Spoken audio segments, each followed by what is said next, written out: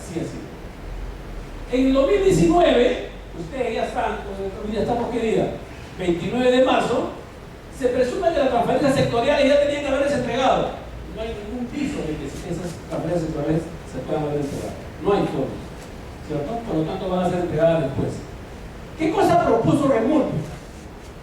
Que las transferencias sectoriales se entreguen y se programen para el PIA. ¿Por qué? Porque los sectores ya lo tienen considerado un año antes esa transferencia. Ustedes entran a la página web, y miren, esto es una cosa importante. Ustedes entran a la página web de los ministerios y ellos ya tienen programada las transferencias sectoriales para el año 2020, ¿cierto? Pero ¿qué pasaba antes? Ojalá que ahora no pase. ¿Pero qué pasaba antes? Había una transferencia por decir, ¿tú de qué municipalidad eres? ¿Ah? Primavera. Antes. Vamos a poner que había una carretera para Primavera, 1,5 millones de soles. Estaba ahí la transferencia en el Ministerio de Transporte. Pero el señor, como no se enteraba, y hay otros alcaldes que están tocando la puerta, le dice: señor, pero hay 1,5 millones de Primavera, ¿no puede usted cambiar? Ah, sí, ya, bueno, tanto que fastidia. ¿Cambiado eso? Lo confiamos. ¿Qué cosa es eso? Uso discrecional de plata, ¿cierto? Yo no hablo que hay robo, estamos hablando de uso discrecional, ¿cierto? Alguien que puede cambiar. Por eso es que desde Remurpe se propone que esos fondos de transferencias sectoriales se incorporen al PIA, pero que sean fondos condicionados, es decir, yo con esa plata ya no puedo hacer otra cosa que lo que se plantea como parte del convenio. Eso hay que hacer. Porque miren, decían que en marzo iban a hacer transferencias sectoriales y yo les aseguro que no. Ahora, ¿por qué ha incrementado el presupuesto de los gobiernos locales para este periodo? ¿Por qué? Porque algunas transferencias sectoriales han sido entregadas. ¿Pero cuáles? Las que están por continuidad. ¿No? Por eso que hay más fondos. No es que sea plata nueva, sino que eran lo que te iban a entregar como transferencias sectoriales, te lo han entregado en el PIA. Pero la idea es que toda la transferencia sectorial sea entregada al PIA, para que no exista uso discrecional, para que no se metan los congresistas.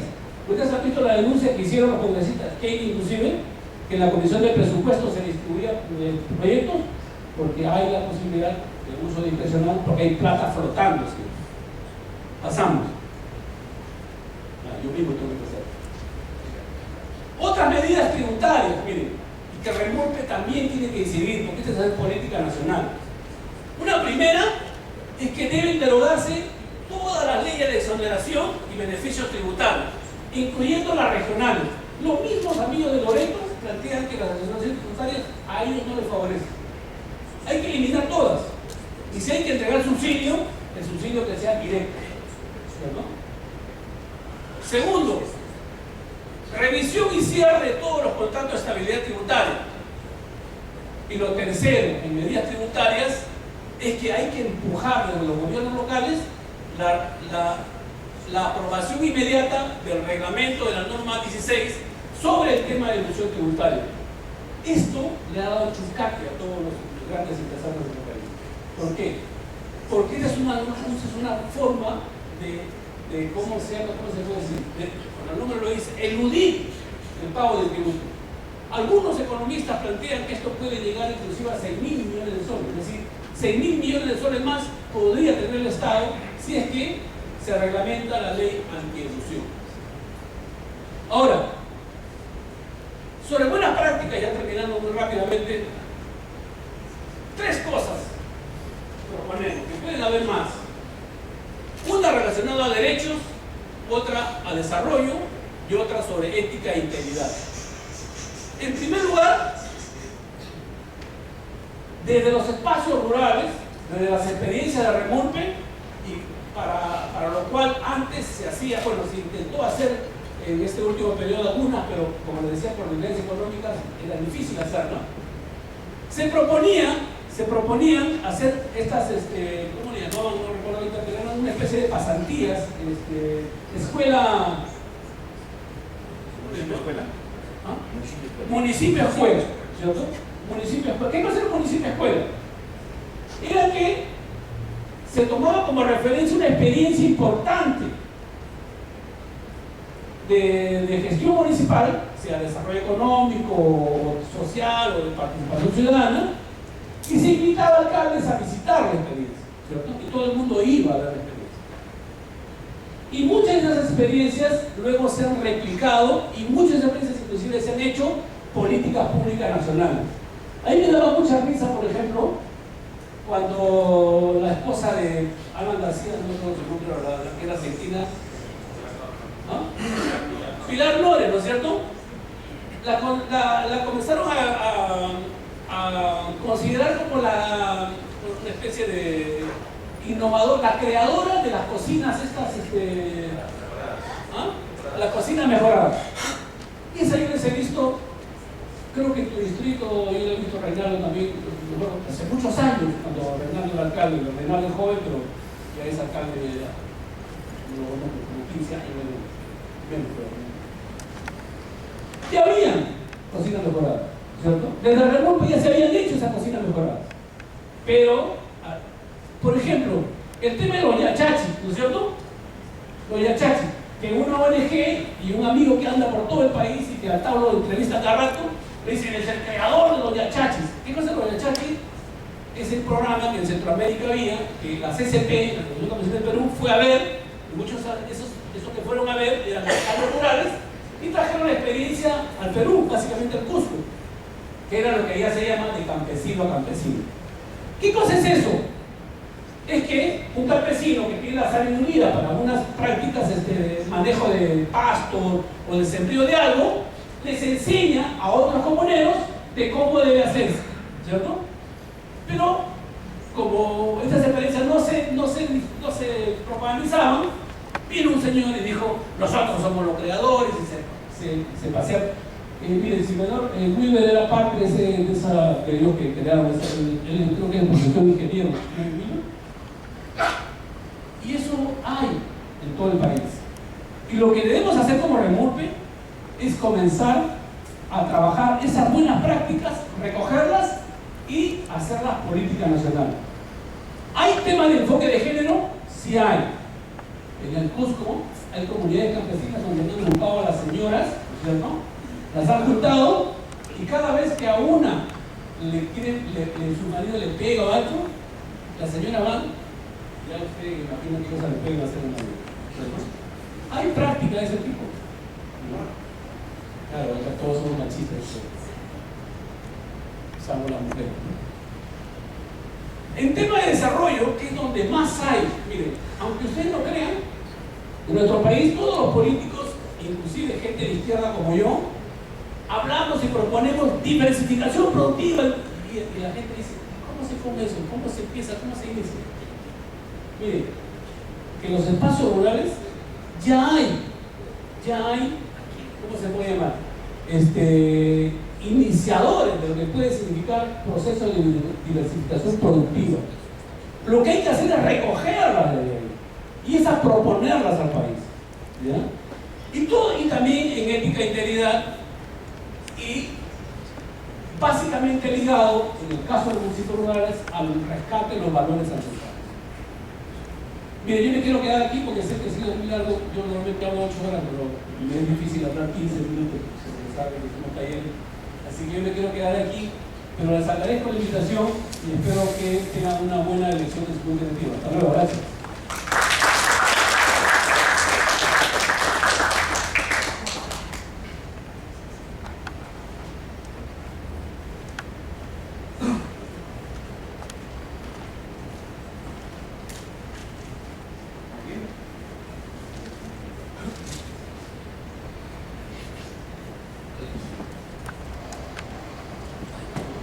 Ahora sí, para continuar con la Asamblea General Ordinaria que debe concluir a las 3 de la tarde con la proclamación de la elección, primero la elección y luego la proclamación de la nueva Junta Directiva de Remolpe, estamos en el programa, en el punto 3, y a continuación invitamos al señor Iván Castillejo, de la Contraloría General de la República, con la exposición Sistema de Control Institucional y el Sistema de Declaraciones Juradas para la Gestión de Conflictos de Intereses. Recibimos con fuertes aplausos.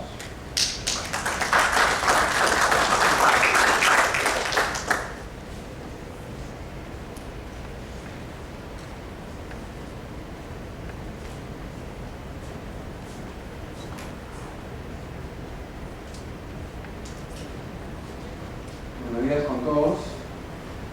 Mi nombre es Iván Castillejo, soy gerente de fiscalización de la Contraloría General de la República. Vamos a conversar acerca de las declaraciones juradas. Primero que nada, quiero preguntarles si han hecho sus declaraciones juradas.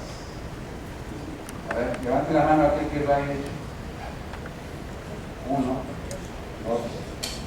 3, 4. Bueno, tienen plazo hasta el 30 de abril, un plazo extendido por la PCM para presentar sus declaraciones juradas. Pero cuando hablamos de las declaraciones juradas, ¿de qué declaraciones juradas estamos hablando? ¿No? Las que actualmente la ley obliga a presentar son las declaraciones juradas de ingreso, bienes y renta. Son las que ustedes tienen que presentar en forma obligatoria, ¿no?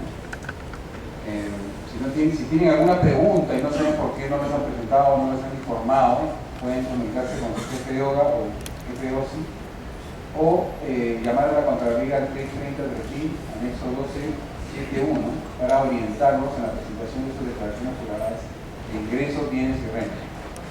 Pero de esas declaraciones no vamos a hablar hoy, porque esas declaraciones ustedes, la ley los obliga, ustedes tienen que informarse adecuadamente cómo presentarlas. Tienen los canales de la Contraloría para solicitar si tienen una capacitación o una información o guía. Tenemos una central telefónica que también les puede ir guiando paso a paso a cómo presentarlas, ¿no? Es importante presentar estas declaraciones juradas de ingresos, bienes y rentas porque, aparte de ser una obligación legal, nos permiten, luchar contra la corrupción, nos permiten demostrar que somos transparentes y que vamos con la ley. Lo que vamos a hablar actualmente son de otras declaraciones juradas. Son las declaraciones juradas, como dicen acá, de intereses o de conflictos de intereses, ¿no? Y es la charla que me anima a debatir un día este tema. Entonces, ¿qué son las declaraciones juradas de conflictos de intereses? Vamos a ver varios temas acerca de estas declaraciones juradas. Primero, la base legal. Luego, ¿qué se busca con las declaraciones juradas? ¿Cuál es el objetivo de esta declaración jurada de conflicto de interés? Y luego vamos a mostrarles un poco cómo funciona este sistema de declaraciones juradas.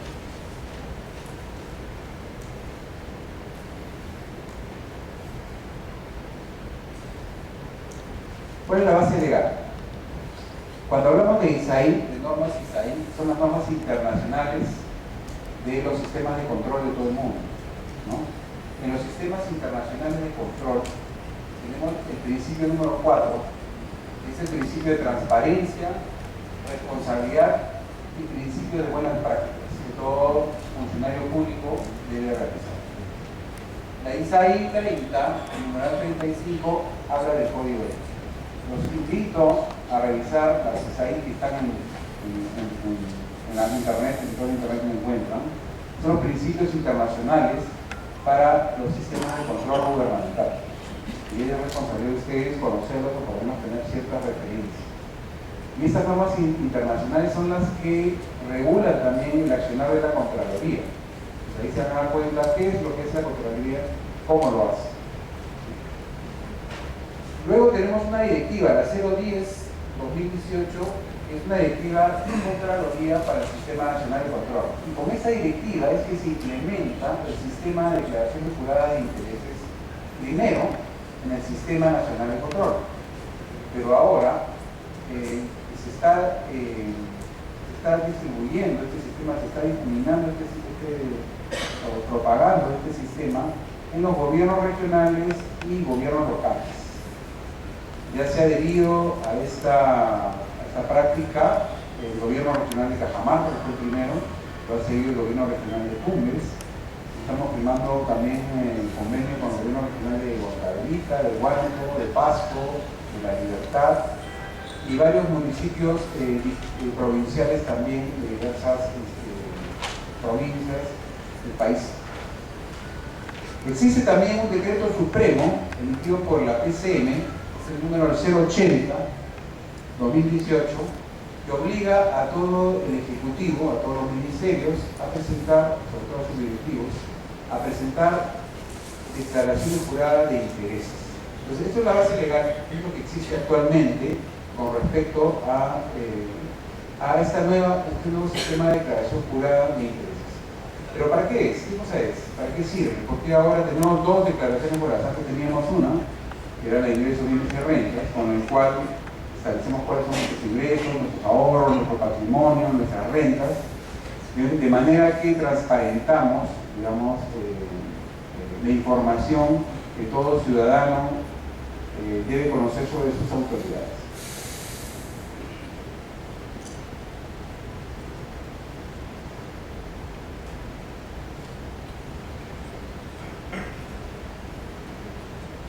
Entonces, ¿qué se busca con la declaración jurada de intereses?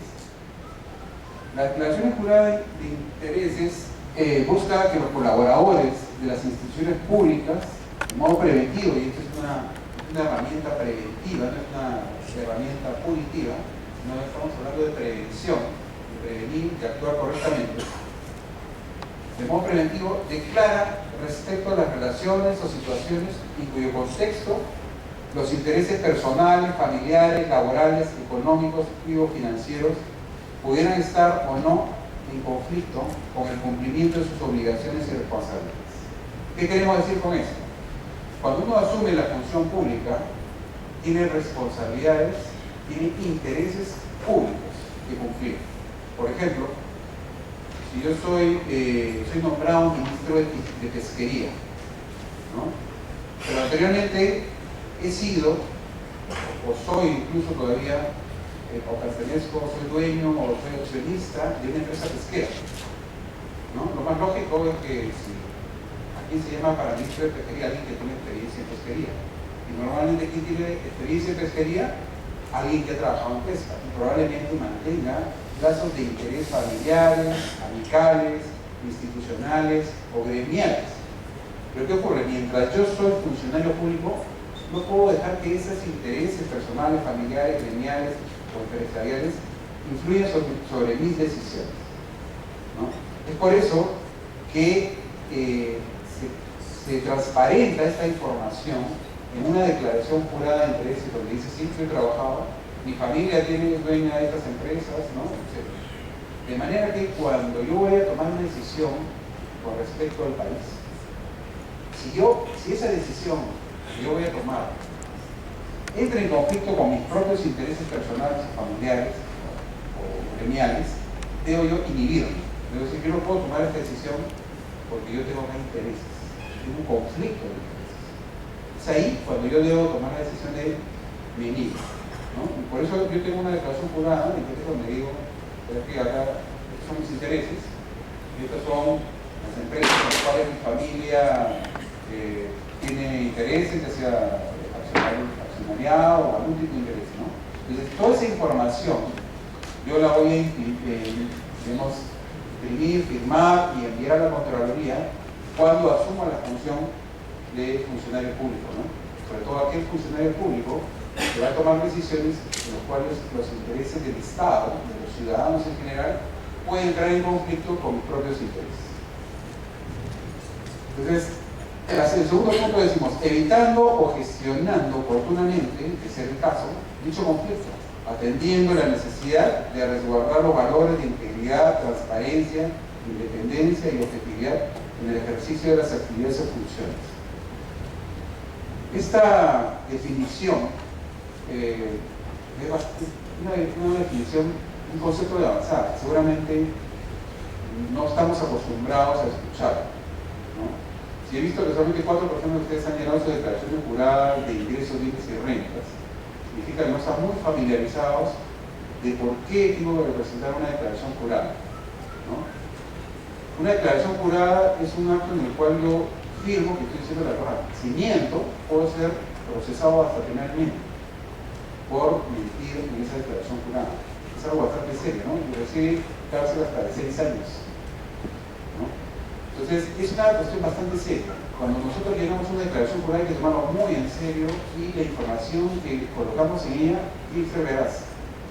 Porque la Contraloría y otras instituciones posteriormente pueden, incluso la prensa, puede decir: no, está mintiendo. Él dijo que tenía una casa y tenía 5 casas. ¿no? ¿De dónde sacó la plata? En este caso, el tema de la declaración jurada de intereses, lo que yo voy a decir es, ¿quiénes son mis familiares? ¿Cuáles son las empresas donde yo he trabajado? ¿O en qué empresas mis familiares trabajan? De esa manera, yo escribo el ámbito de interés personal o familiar que tengo.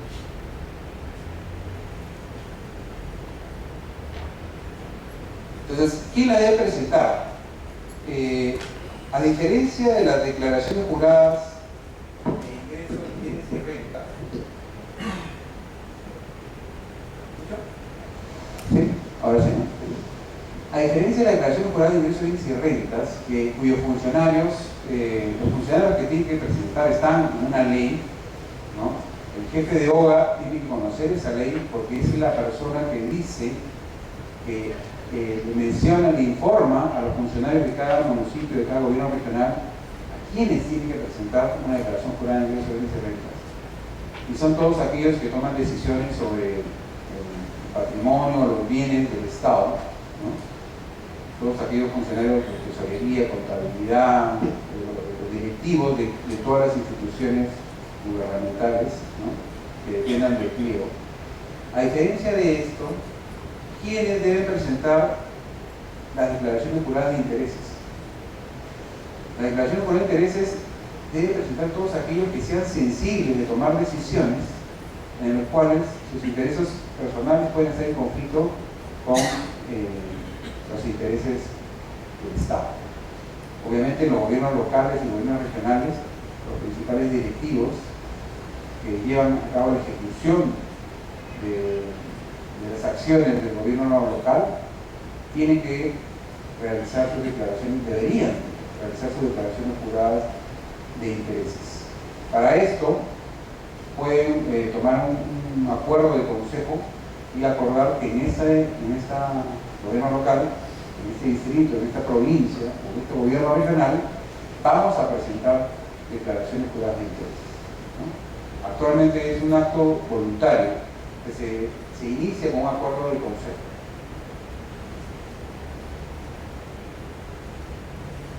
Este es el sistema de declaraciones juradas que tenemos actualmente, ¿no? En el cual una vez que ustedes toman un acuerdo de consejo y toman contacto con la Contraloría, están de acuerdo de firmar y se hace una lista de las personas que van a declarar van a hacer su declaración jurada de intereses.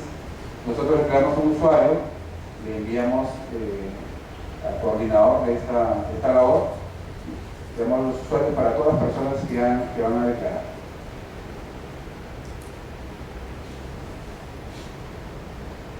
Se le entrega una contraseña y obviamente se le enseña cómo llenar las declaraciones juradas. Entra a un sistema que tiene una serie de campos relacionados con los familiares, ¿no? Y estos son los grados de consanguinidad que ingresan en las declaraciones juradas de intereses.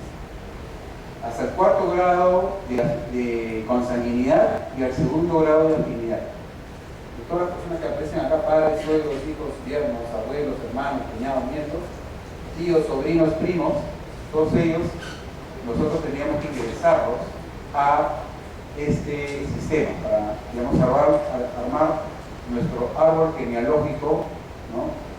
De información. ¿Alguna pregunta con los grados de consanguinidad que a veces tienen cierta dificultad de conocer?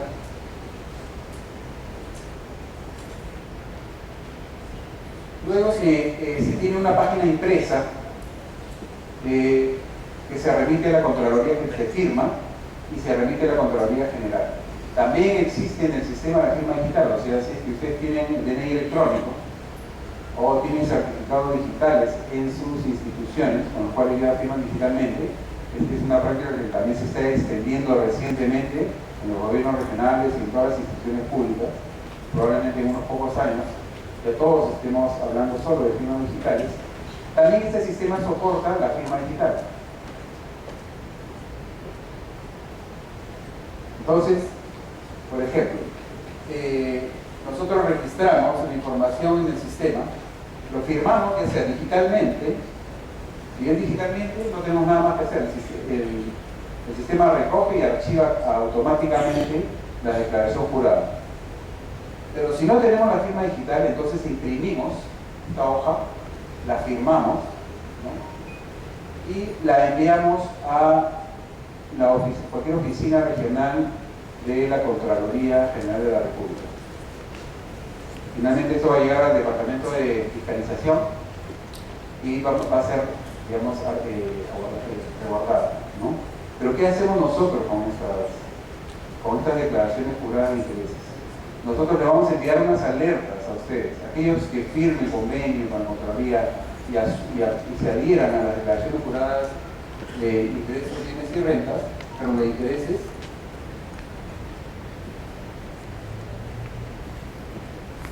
van a recibir alertas, van a recibir permanentemente alertas, diciendo, ¿sabes qué? Por si acaso, digamos, van a contratar una obra con una firma cuyo, digamos, gerente general o representante legal es primo de un funcionario público que trabaja en su municipalidad, en la obra. Entonces esas alertas van a permitir a ustedes tomar decisiones antes de que luego sean, digamos, tengan que lamentarse, ¿no? Si tomamos una decisión errada, si nosotros advertimos, digamos, un conflicto de interés y luego toman una decisión, bueno, ahí vamos a tener problemas probablemente. Entonces es una manera preventiva de conocer cuáles son los conflictos de intereses, porque con esta declaración jurada de intereses, nosotros, la Contraloría, podemos hacer cruces de información en base de datos, con SEAS y con SEAP, con diferentes bases de datos a las cuales tenemos acceso, y prevenir los conflictos de interés. Y de esta manera ustedes curarse en salud y tener un registro transparente, saludable, y luchar y apoyar la lucha contra la corrupción. ¿No? Bueno, muchas gracias por su atención. Los insto a llenar su declaración jurada de ingresos de bienes y rentas, que casi son obligatorias y que no esperemos a que tenga la Contraloría que enviarles una notificación, ¿no? Llamando la atención sobre este tema. Muchas gracias.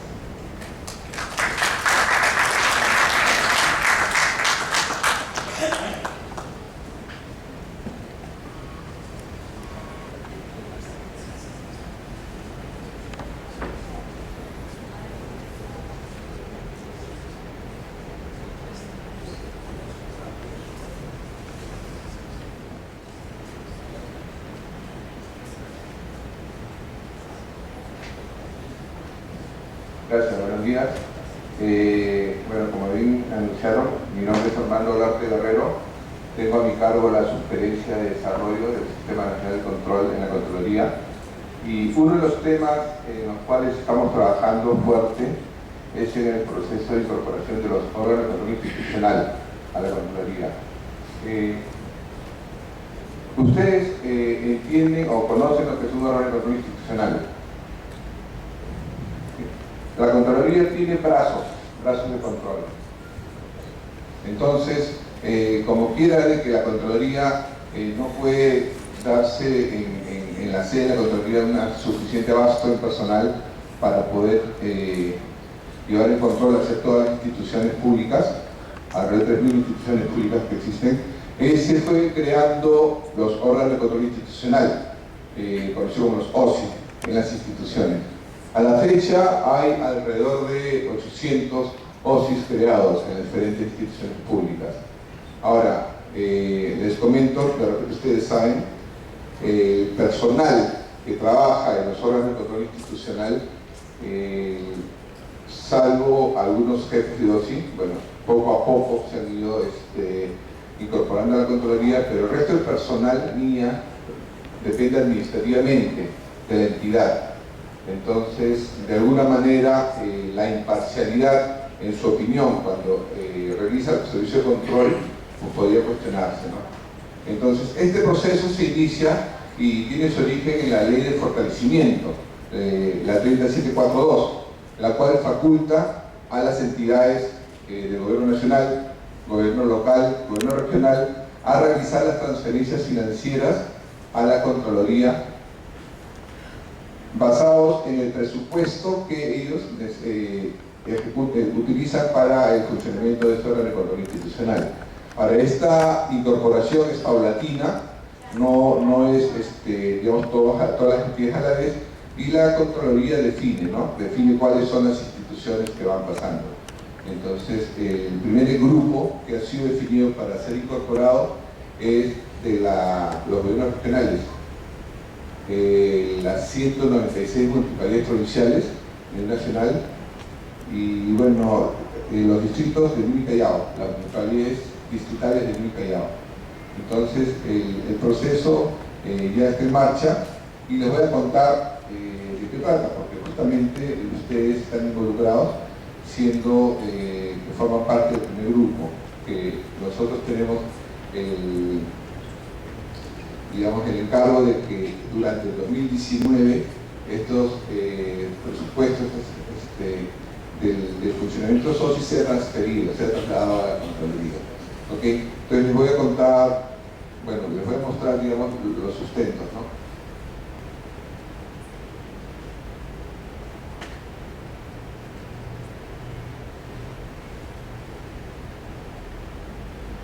Ok, vamos a ver primero de qué trata ya les conté más o menos las pautas generales del proceso de incorporación de los socios a la Contraloría. Vamos a hablar del costeo. Tiene diferentes etapas, ¿no?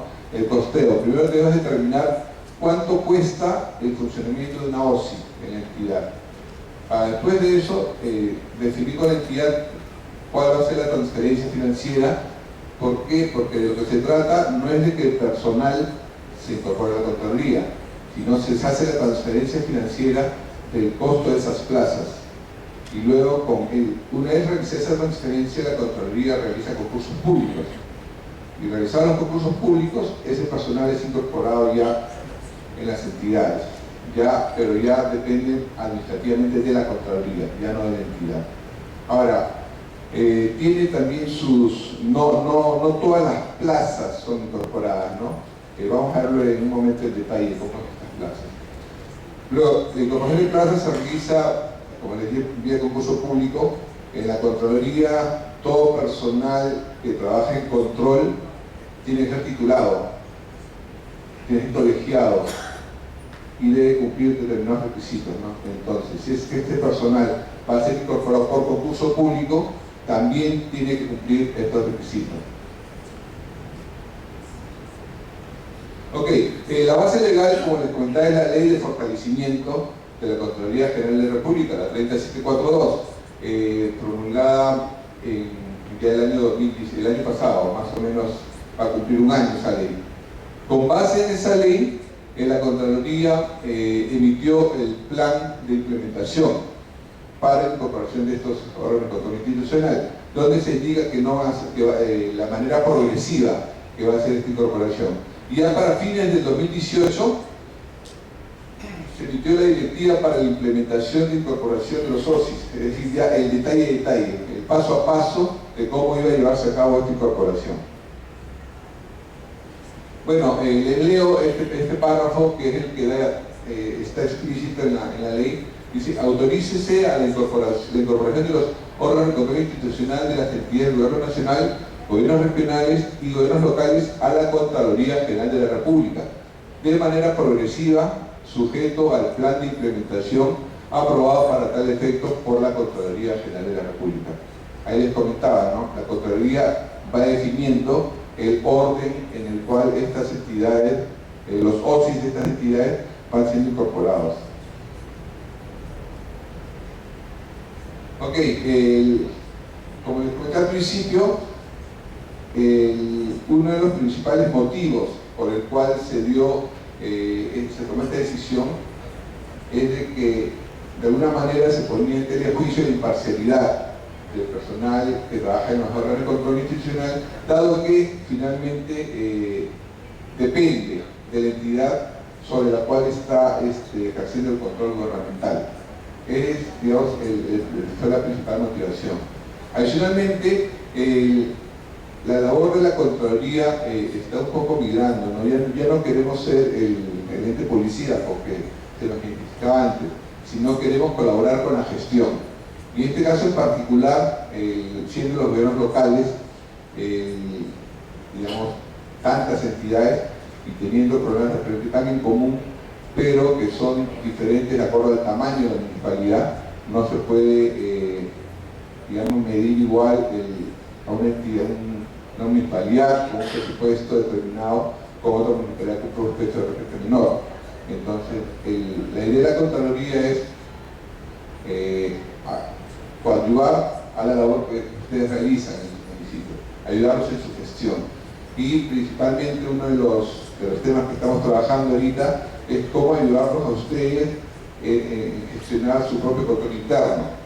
Es decir, que ustedes mismos puedan autogestionar su control, para que el control externo que ejerce luego la Contraloría no identifique pues, ¿no? situaciones que están fuera de lo regular, ¿no?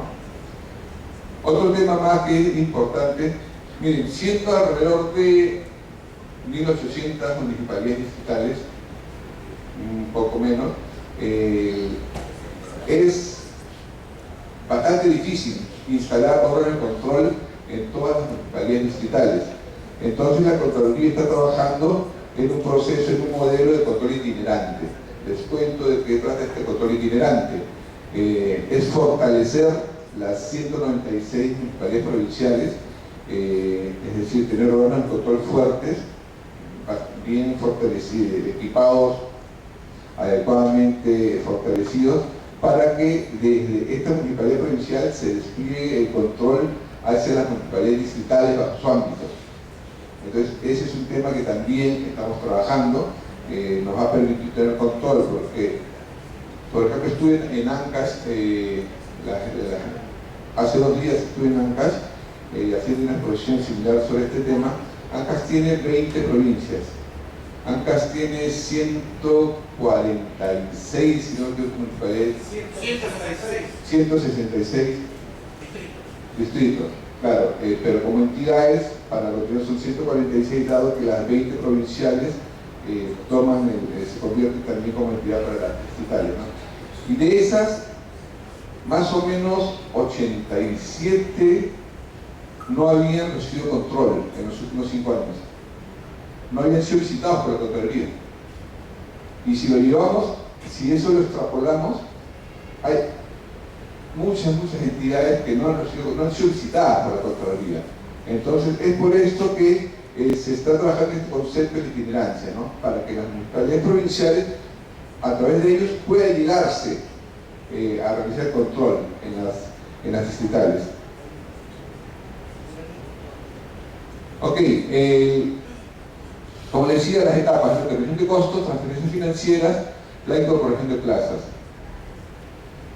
Para lo que es la determinación de costos, nos va a permitir a nosotros como Contraloría determinar cuánto cuesta que un órgano de control institucional funcione.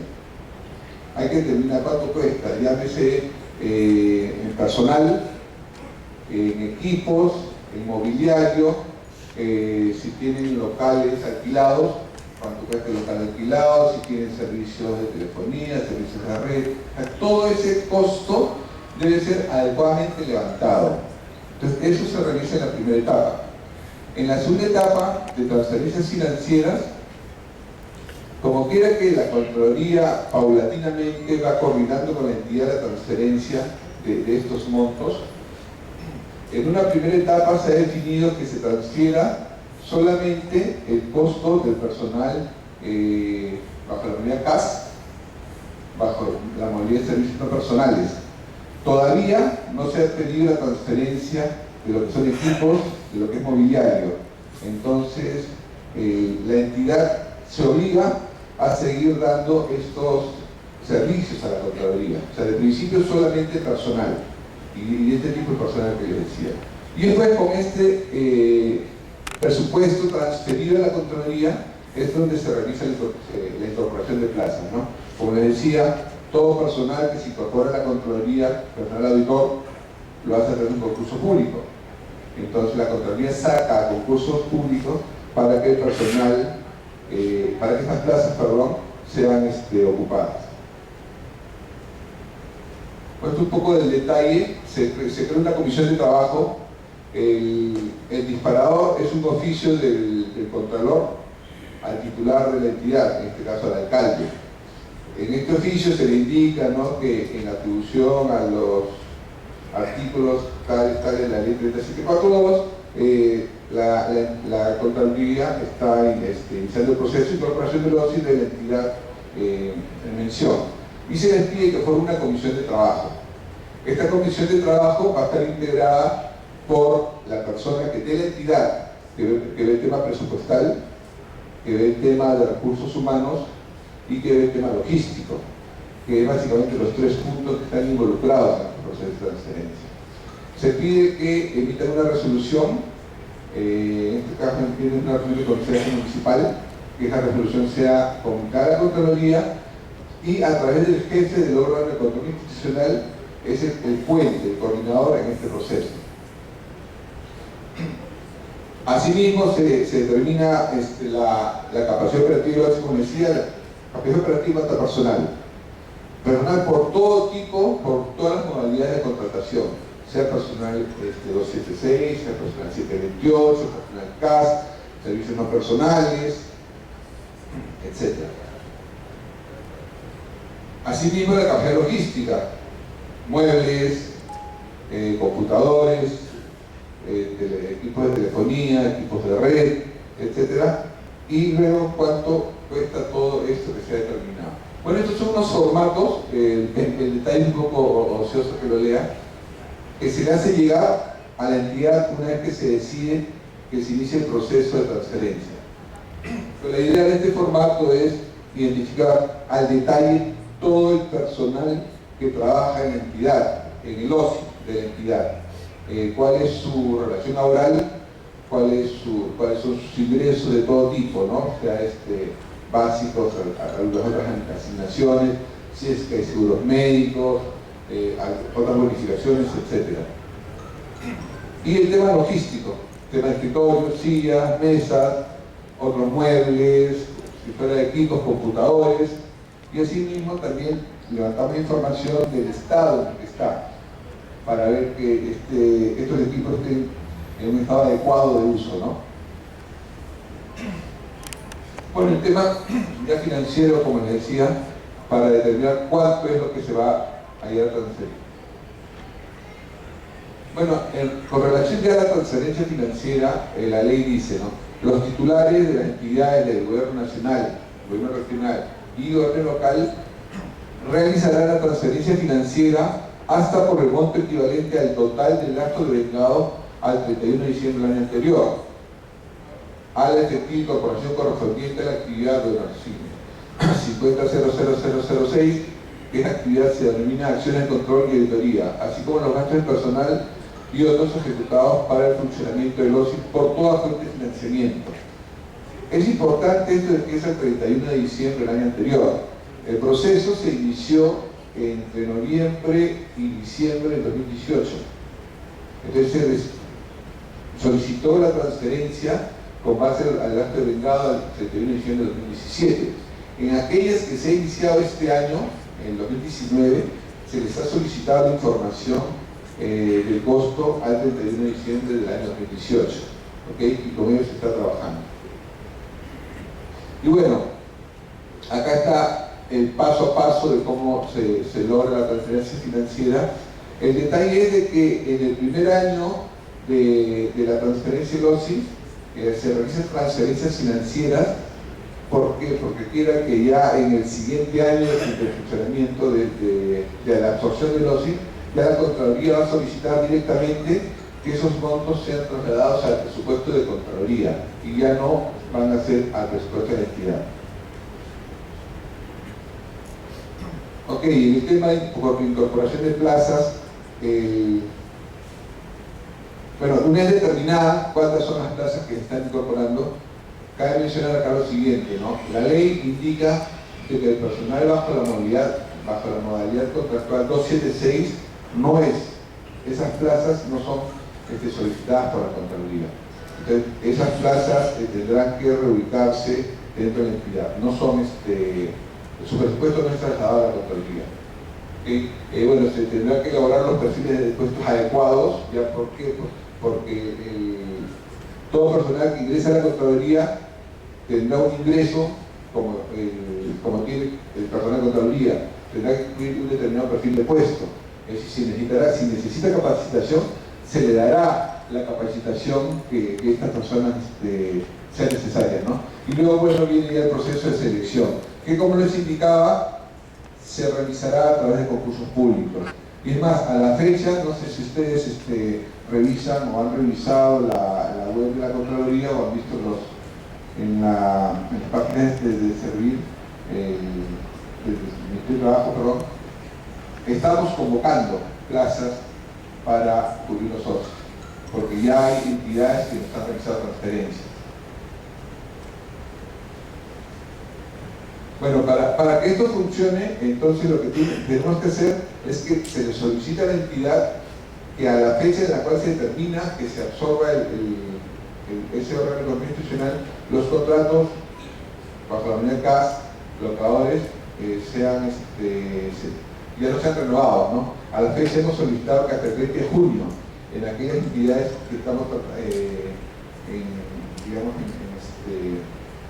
en contacto, y ya se inició el proceso de transferencia. Como se indica, el personal 276 no es solicitado su plaza, todo el personal ingresa por concurso público de méritos, y tenemos una malla de cursos que se precisa que todo el personal que se incorpore a la Contraloría lleve, para que el nivel con el personal que ya existe sea el adecuado. En cuanto a conocimiento, claro, luego viene el tema de la experiencia, ¿no? Lo que sí, también es necesario indicar de que en estos concursos públicos pueden participar incluso el personal 276 de las entidades, porque si está en el Sistema Nacional de Control, conocen de control, pueden participar y serán incorporados a la planilla de Contraloría. Personal bajo la unidad CAS, servicios no personales, que están actualmente en las entidades, también pueden participar. Y ganaríamos nosotros como Contraloría porque ya es personal que trae conocimiento, ya no es personal que hay que formarlo de cero, ¿no?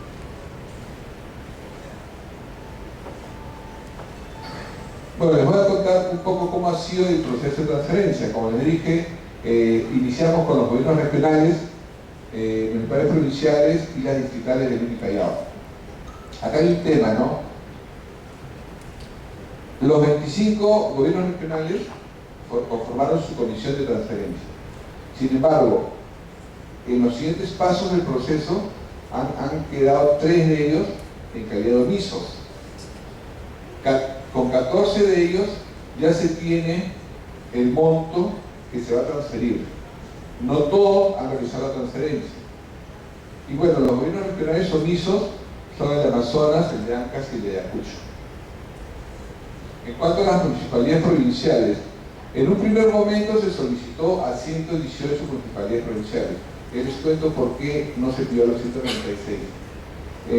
Durante el año 2018, en el proceso de fortalecimiento de las municipalidades provinciales, no todas tenían órgano de control institucional.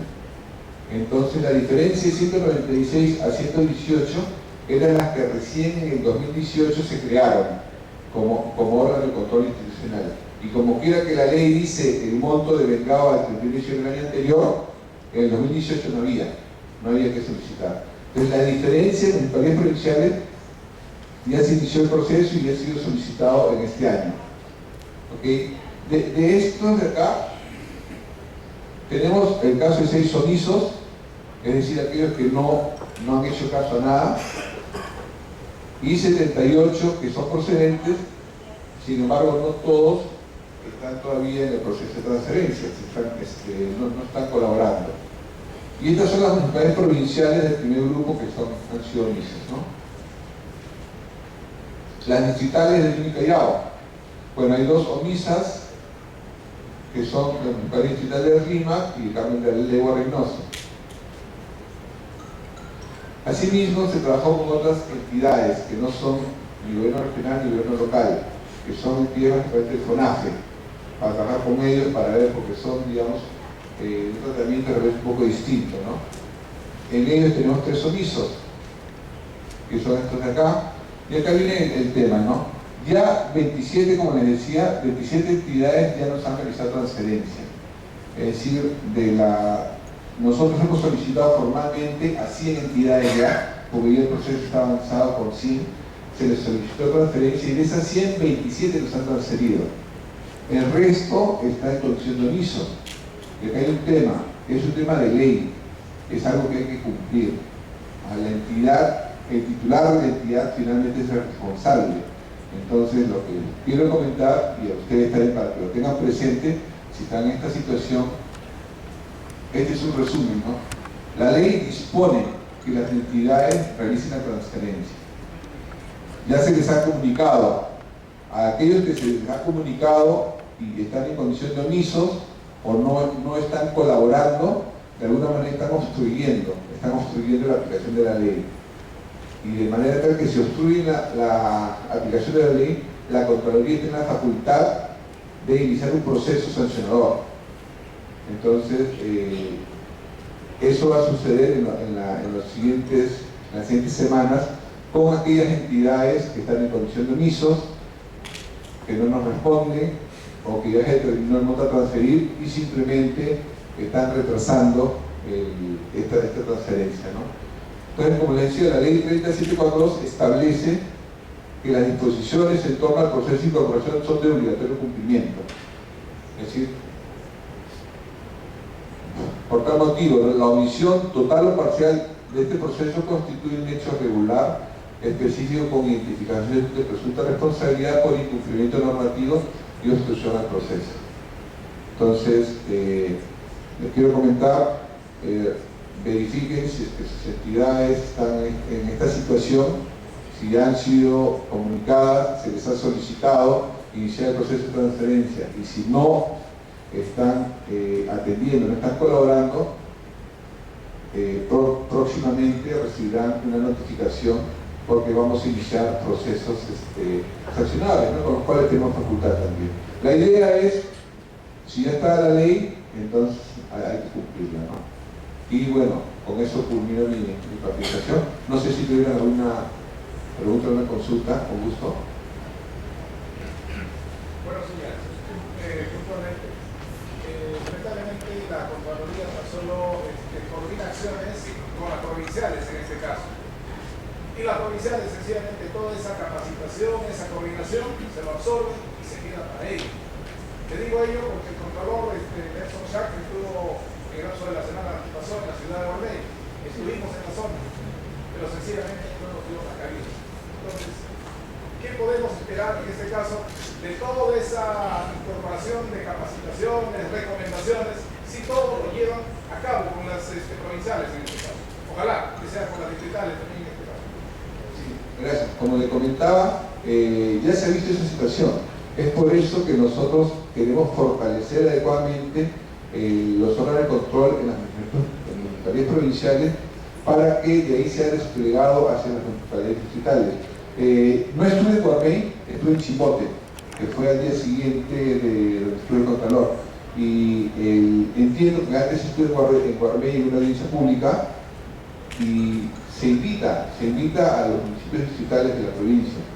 Es decir, si bien es cierto la presentación o la convocatoria es en la sede provincial, sí son convocados. Bueno, yo creo que no sé el detalle, no sé en cuanto a la participación a que usted se está refiriendo, pero lo cierto es de que la idea es de que a través de las municipalidades provinciales sea fortalecida el control en las municipalidades distritales, ¿no? Es lo que le puedo decir. En el caso de que sean aprobados las transferencias financieras a la Contraloría General de la República, ¿hasta cuándo se puede contratar al CAS de los artículos? Ok, ya la pregunta es ¿hasta qué fecha pueden contratar o renovar el personal CAS de la entidad cuando ya se decide la transferencia, ¿no? Como le decía, en aquellos casos que nosotros hemos solicitado la transferencia, les hemos pedido que continúen con su personal hasta junio del 2019. Es decir, le damos un tiempo prudencial en lo que demora la transferencia para que ustedes puedan seguir contando con el personal. Ahora, aparte de eso, también hay un tema a comentar. Sabemos que puede haber una cierta brecha, un hueco, en el cual la entidad podría verse sin personal de control. Parte de los concursos públicos que estamos realizando es justamente previendo cubrir esas brechas, ¿no? Y nosotros necesariamente nos obligamos a primero, que cada entidad al menos tenga un equipo de 4 auditores y progresivamente ir incrementando hasta cubrir la necesidad de cada entidad. O sea, si en el caso de la entidad se le ha solicitado la transferencia y si está en ese proceso, se les ha pedido que hasta junio del 2019 alarguen los contratos, ¿no?, del personal correspondiente. Pero hay la directiva, pues, las comunicaciones establece que se transfiera todo el presupuesto del 31 de diciembre. Hasta él, no todo, hasta él. La disposición dice hasta el 100% del monto total devengado al año anterior. Tenemos casos que la transferencia no es total, sino está siendo parcial, justamente por lo que usted nos indica, ¿no? Porque, por ejemplo, si ya nos dicen voy a transferir al mes 5, ok, nos transfieren del mes 6 en adelante y el saldo todavía es un monto por transferir. No se indica el 100%, se indica hasta el 100%.